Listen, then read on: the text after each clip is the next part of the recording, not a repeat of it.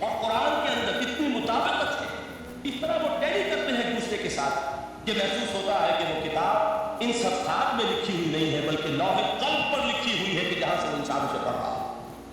تو پہلی بات تو قرآن مجید کی سائٹ کے حوالے سے اس پہلو سے ہمارے سامنے آئی کہ جو تاثیر ہے ذات ربانی کی تجلی کی، وہی تاثیر ہے اس قرآن مجید کی، بشرطے کہ ہمارے دل جو ہیں وہ کچھ اپنے اندر اس استعداد اور صلاحیت کو پیدا کرتے ہیں۔ دوسرا مقام ہے سورہ یونس کا۔ اب کسی کلام کی عظمت کا دوسرا پہلو ہو سکتا ہے اس کی افادیت کے اعتبار سے، اس سے فائدہ کیا ہوگا نوع انسانی کے لیے۔ دیکھیے دو آیات یہ عظیم خزانے ہیں عظمت قرآن کے سورہ یونس میں، یا ایھا الناس، اے لوگوں، قد جاءتکم موعظۃ من ربکم وشفاء لما فی الصدور وہدی ورحمۃ للمؤمنین۔ چار الفاظ نوٹ کر لیے۔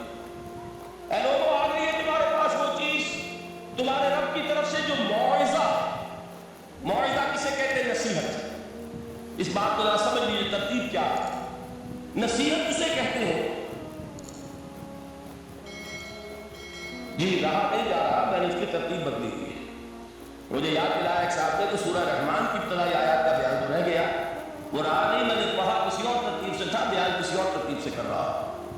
پڑھنے میں 4 2 اور 1، اور اب جو میں بیان کر رہا ہوں پہلے ایک آیت سورہ حشر کی جو بیان کی، اب 2 آیات ہیں سورہ یونس۔ لوگوں تمہارے پاس آ گئی ہے تمہارے رب کی طرف سے موعظت، اور تمہارے سینوں کے اندر جو روگ ہیں ان کے لیے علاج۔ توجہ کیجیے گا، ہم نے قرآن کو کیا سمجھا ہے؟ صرف ایک مقدس کتاب، ایک حصول ثواب یا ایصال ثواب کا آلہ۔ قرآن ہے کیا؟ نمبر 1 موعظہ۔ موعظہ کسے کہتے ہیں؟ وعظ اسے کہتے ہیں وہ بات جس سے دل نرم ہو جائے، دل کے اندر گداز پیدا کرنے والی شے۔ وجہ کیا ہے؟ اعلیٰ سے اعلیٰ حکیمانہ بات کسی سے کہی جائے، دل سخت ہے، اثر نہیں ہوتا، ایک کرست آ جاتا ہے انسان کے دل کے اوپر۔ جیسے کہ یہود کے علماء کے بارے میں فرمایا گیا، ثم قست قلوبکم فہی کالحجارۃ او اشد قسوۃ وان من الحجارۃ لما يتفجر منه الانہار وان منها لما يهبط من خشیۃ اللہ وان منها لما يشقق فيخرج منه الماء۔ اے لوگوں، پھر تمہارے دل سخت ہوتے چلے گئے، پھر وہ پتھروں کے مانند سخت ہو گئے، بلکہ ان سے بھی زیادہ سخت، اس لیے کہ پتھروں میں تو وہ بھی ہوتے ہیں کہ جو اللہ کے خوف سے گر جاتے ہیں، پتھروں میں وہ بھی ہوتے ہیں کہ جو اللہ کی خشیت سے پھٹ جاتے ہیں، ان سے پانی بہنے لگتا ہے۔ پتھر تو اس طرح کے ہیں، لیکن انسان کا دل جب سخت ہو جائے، جب پتھر بن جائے، تو کوئی شے دنیا کی اس کی سختی کا مقابلہ نہیں کر سکتی۔ پہلے اس سختی کو نرم کریں گے، جیسے زمین ہے، چٹیل زمین، اس زمین کے اندر ہل چلے گا تو بارش جو ہے فائدہ دے گی، اس کو آپ زمین کو نرم کرتے ہیں تاکہ وہ بارش کو جذب کرے، ورنہ چٹیل زمین ہے سب، وہ پانی بہ جاتا ہے اور وہ زمین کا جذب نہیں ہوگا۔ تو پہلا لفظ استعمال کیا موعظہ۔ یہ قرآن واعظ ہے، نصیحت ہے، دلوں کو نرم کرتا، دلوں پر جو گرفت آ گیا ہے سخت اسے توڑتا، اس میں ہل چلاتا ہے۔ پھر کیا کرتا ہے؟ پھر جب یہ جذب ہوتا ہے، شفاء لما فی الصدور، جو سینے کے روگ ہیں ان کے لیے شفا۔ اب آپ غور کیجئے گا، علامہ اقبال نے انہی 2 اعتبارات سے مسلمانوں کا مرثیہ کہا کہ مسلمانوں نے اس قرآن کو نہ موعظہ کے لیے استعمال کیا اور نہ تزکیہ نفس کے لیے استعمال کیا، بلکہ اس کو تو صرف بنا لیا ہے وہ جان آسانی سے نکالنے کا نسخہ یا ایصال ثواب کا۔ چنانچہ کہتے ہیں واعظ کے لیے واعظ دستہ زر و افسانہ بند۔ واعظ جو ہے ہمارے داستانے کہتے ہیں، افسانے کہتے ہیں، قصے کہتے ہیں، لطیفے کہتے ہیں، معنی اوپس تو حد سے او بلند، اس کے بیان میں معنی تو ہوتے ہیں بہت ہی گھٹیا نیچے کے، بس الفاظ کا شکو ہوتا ہے، الفاظ بہت اونچے ہوتے ہیں۔ از خطیب و دینمی گفتارے با ضعیف و شاذ و مرسل کارے، سارا باب و نصیحت جو ہو رہا ہے وہ ضعیف حدیثوں کے ذریعے سے، ضعیف روایات بخاری کی ہو، مسلم کی ہو، ترمذی کی ہو، ابن ماجہ کی ہو۔ کہا خطیب بغدادی اور دینمی وہ کتابیں کہ جن کی کوئی سند نہیں ہے، وہاں کی روایات کے ذریعے سے لوگوں کو تذکیر کرنے کی کوشش کر رہے ہیں۔ با ضعیف و شاذ و مرسل کارے، ضعیف روایات، شاذ روایات، مرسل روایات، جن کا سلسلہ روایت محمد رسول اللہ تک متصل نہیں ہے، اس کے ذریعے سے کر رہے ہیں۔ حالانکہ موعظہ سب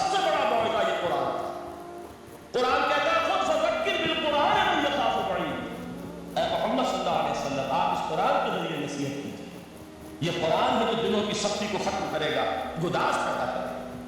دوسری طرف علامہ اقبال کیا کہتے ہیں کہ جہاں تک ہمارے ہاں جو بھی تصوف کے معروف ہوتے ہیں، صوفیاء حق کی بات نہیں کہہ رہا، وہاں قوالی ہو رہی ہوگی تو حال آ جائے گا۔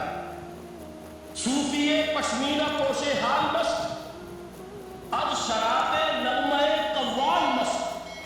قوال سے جو کچھ مل رہا ہے، حال آ رہا ہے، مستی آ رہی ہے، کیف اور سرور حاصل ہو گیا ہے۔ صوفی پشمینہ پوش حال مست، اب شراب نغمہ قوال مست۔ لیکن یہ کہ اس کی محفل میں درنمی سعادت بقرآن محفلش، اس کی محفل میں قرآن کا کہیں گزر نہیں ہو۔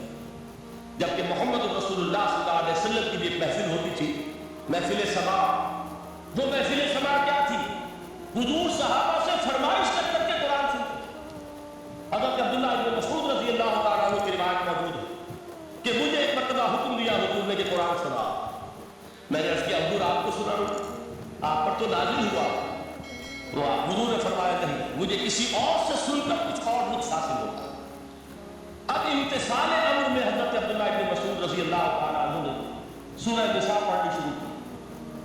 41ویں آیت پر پہنچے، چشم تصور سے دیکھیے کہ حضور بھی تشریف فرما ہے، صحابہ کرام کی محفل ہے، اور صحابہ کیسے بیٹھا کرتے تھے ادب کے ساتھ؟ ایک روایت میں الفاظ آئے ایسے بیٹھتے تھے ساکت و صامت ہو کر، بالکل خاموش، سکون، ساکن اور ساکت و صامت، کہ جیسے ان کے سروں پر پرندے بیٹھے ہیں کہ ذرا جنبش کریں گے تو پرندہ ہو جائے گا، اس ادب کے ساتھ۔ تو وہ محفل جو ہے حضور صلی اللہ علیہ وسلم کی، اور ایک صحابی حضرت عبداللہ بن مسعود گردن نیچی کیے ہوئے ہیں اور قرآن پڑھتے چلے گئے۔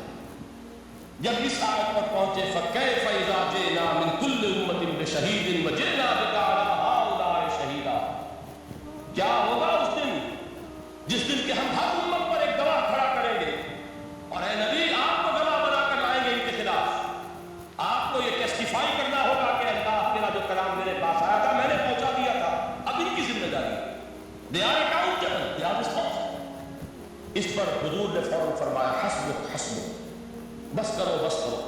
اور حضرت عبداللہ بن مسعود فرماتے ہیں کہ میں نے جب نگاہ اٹھا کر دیکھا حضور کے آنکھوں سے آنسو بہا تھے۔ یہ ہے سبا، یہ محفل سما ہے، کاش کہ اللہ تعالی ہمیں اس کی توفیق عطا فرمائے۔ یہ ہے مسنون محفل سما، اس قرآن کے اندر وہ گداز ہے۔ آیا کہ نہیں ساتویں پارے کی بالکل آغاز میں وَإِذَا سَمِعُوا مَا أُنزِلَ إِلَى الرَّسُولِ تَرَىٰ أَعْيُنَهُمْ تَفِيضُ مِنَ الدَّمْعِ مِمَّا عَرَفُوا مِنَ الْحَقِّ يَقُولُونَ رَبَّنَا آمَنَّا فَاكْتُبْنَا مَعَ الشَّاهِدِينَ۔ تو یہ ہے دوسری چیز کہ در حقیقت تزکیہ نفس کا ذریعہ یہ قرآن ہے۔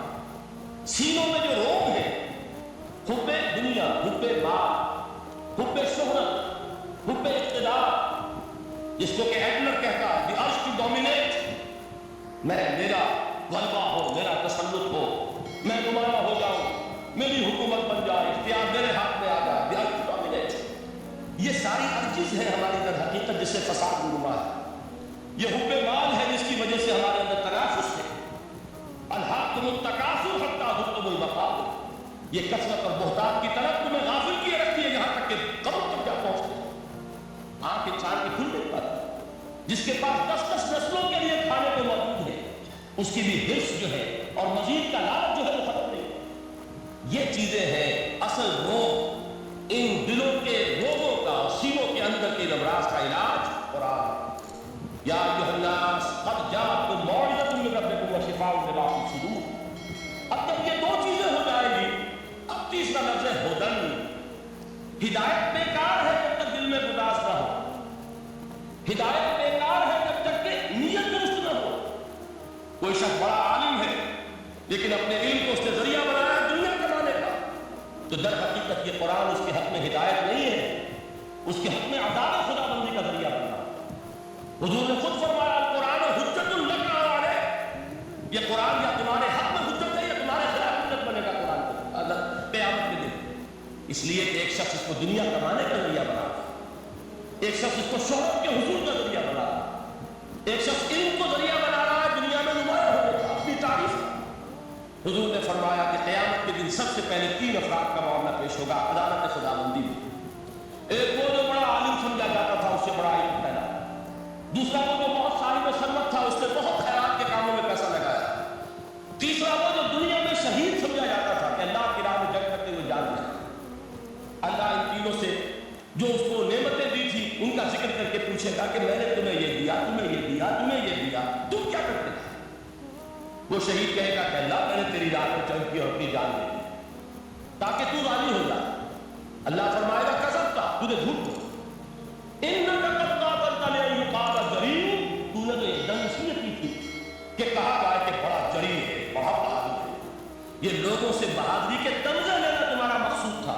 वक़द कीला, वो कहा जा चुका है, अब यहाँ तुम्हारे लिए कुछ नहीं। और फरिश्तों को हुक्म होगा, उसको घसीटते हुए जहन्नम में झोंक। दुनिया में शहीद समझा जा रहा है, आखिरत में जहन्नम में। यही हाल उस आलिम का होगा, यही हाल उस औरतमंद का होगा। तुमने ये इल्म फैलाया था कि तुम्हारे इल्म का चर्चा होगा, तुम्हारी शोहरत होगा, लोग तुम्हारी दस्तपोशी करने लगे, लोग तुमसे झुककर मिले। वो दुनिया में हो गया, तुम्हारा मतलूब मिल चुका, तुम्हारा मकसूद हासिल हो चुका कि हर कुछ नहीं।